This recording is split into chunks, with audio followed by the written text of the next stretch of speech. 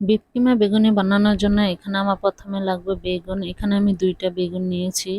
পরবর্তীতে যদি কিমা বেশি হয়ে যায় তাহলে আরো একটা নিয়ে নিব। এখানে আমি 250 গ্রাম গরুর মাংস কিমা করে নিয়েছি। আপনারা চাইলে একটু ব্লেন্ডারে কিমা করে নিন। আমার যেহেতু ব্লেন্ডারটা নষ্ট তাই আমি এখানে হাত দিয়ে হাতের সাহায্যে এই কিমাগুলো করে নিয়েছি। তা আমার কিমাগুলো একটু বড় বড় সাইজের হয়ে গেছে। 4 চামচেরও আধা চামচ গোলমরিচ দিয়ে দিবে, 1 চিমটি টেস্ট সল্ট, সাথে দিয়ে দিবে একটা টমেটো কুচি। আপনারা চাইলে এখানে 1 চা চামচ টমেটো কেচাপও দিয়ে দিতে পারেন। সাথে দিয়ে দিব 1 চা চামচ আদা কুচি, দিয়ে দিব একটা কাঁচামরিচ।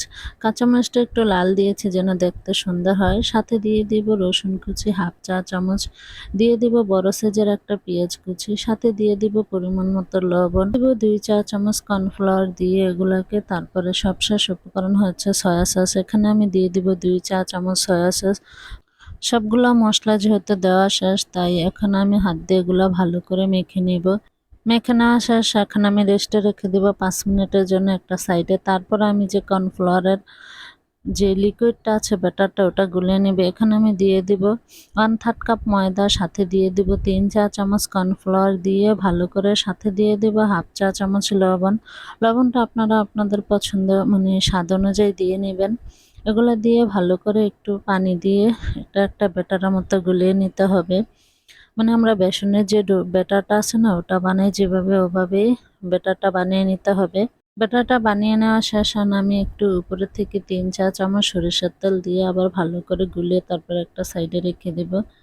এখন আমি বেগুনি বানানোর যে মেন উপকরণ সেটা হচ্ছে বেগুন। বেগুনটাকে আমি এভাবে প্রথমে বেগুনের যে আমরা যে আলু ছিলি বা সবজি ছিলি যে কাটাটা আছে ওটা দিয়ে আমি বেগুনের এই যে স্লাইসগুলা করে নিব। বটি দিয়ে করলে একটু মোটা হয়ে যাবে বা চাকু দেওয়া। আপনার যদি এই পারফেক্ট বেগুনি কিমা বেগুনিটা বানাতে চান তাহলে এইভাবে স্লাইস করে নিতে হবে এই যে কাটারটা আছে ওটা দিয়ে। তো আমি এইভাবে দোনো সাইড থেকে বেগুনগুলা কেটে নিব।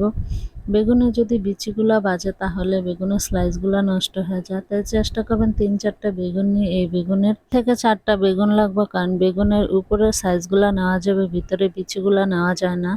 তো সবগুলো বেগুন থেকে দেখুন 2টা বেগুন থেকে এই কয়েকটা বেগুনের স্লাইস হয়েছে। স্লাইসগুলো খুবই পাতলা, বেগুনের চাইতেও পাতলা। এগুলি একদম মানে সফট, ফোল্ড করলে যেন হয়ে যায় ফোল্ড, এই জন্য এত পাতলা করে কেটে নিতে হয়। তো আমার বেগুনিগুলা কেটে নেওয়া শেষ, বেগুনগুলা কেটে নেওয়া শেষ। এখন আমি একটা বেগুনের স্লাইস নিয়ে তারপরে এভাবে উপর থেকে কিমাগুলো একটু ছড়িয়ে ছড়িয়ে বিছিয়ে তারপরে ফোল্ড করে নিব, যেন এই সেদ্ধ সেদ্ধ বের না হয়। সমানভাবে বিছিয়ে তারপরে এভাবে ফোল্ড করে নিতে হবে। আমি আপনাদের দেখানোর সুবিধার জন্য আরও একটা এভাবে বিছিয়ে তারপরে ফোল্ড করে দেখিয়ে দিচ্ছি যে বিফ কিমা বেগুনিগুলা কেমনে বানায়। আমি যেহেতু পুরোপুরি মিহি করি নাই তাই আমার এখানে টুথপিক লাগবে। আপনারা যদি পুরোপুরি মিহি করে ফেলেন কিমাটাকে তাহলে আর কোনো টুথপিক লাগবে না। তো এভাবে হাত দিয়ে মুড়িয়ে মুড়িয়ে এভাবে ফোল্ড করে নিতে হবে। দেখতে অনেকটা সুন্দর হয় আর বানানো বেশি একটা ঝামেলা না, খুব সহজে হয়ে যায় বিফ কিমা বেগুনি। খেতে খুবই মজা হয়। তো সবগুলা বিফ কিমা বেগুনি আমার ফোল্ড করা নেওয়া শেষ। এখন আমি এগুলাকে যে ব্যাটারটা বানিয়েছি ওটার ভিতরে ডুবিয়ে জাস্ট তেলে ভেজে নেব। ব্যাটারটা যেহেতু কর্নফ্লাওয়ার আর ময়দা দিয়েছি তাই সরিষার তেল দেওয়ার কারণে এভাবে মানে উপরটা এমন হলদে হলদে দেখা যায়। এখানে কোনো বেসন ইউজ করি নেই। তো সবগুলো এভাবে বিছিয়ে তারপরে আমি মানে ডুবিয়ে ডুবিয়ে যেভাবে ডুবাবো তারপরে ভেজে নেব। বিফ কিমা বেগুনিগুলো আমি এখনো ভেজে নেব, ব্যাটারের ভিতরে ডুবিয়ে নিয়েছি। তো এখন খুবই আলতো হাতে দিতে হবে। চুলা একটা ফ্রাই প্যান বসে আমি এখানে তেল দিয়েছি। আমরা যে আলুর চপ পেঁয়াজ ভাগে না ওই পরিমাণে তেল দিতে হবে। তো তেলটাকে আমি গরম করে তারপরে চুলার আঁচটা মিডিয়াম টু লোতে রেখেই আমি এই বিফ কিমা বেগুনিগুলো বেজে নেব। যে আমি খুবই আলতো হাতে আস্তে আস্তে করে একটা কাঁটা চামচের সাহায্যে দিয়েছি সবগুলা বিফ কিমা বেগুনি দিয়ে আমি চুলার আঁচটা লোতে রেখে সবগুলা ভেজে নেব। তো একটা সাইড হয়ে গেছে, আমি আর একটা সাইড এভাবে উল্টিয়ে তারপরে ভেজে নেব।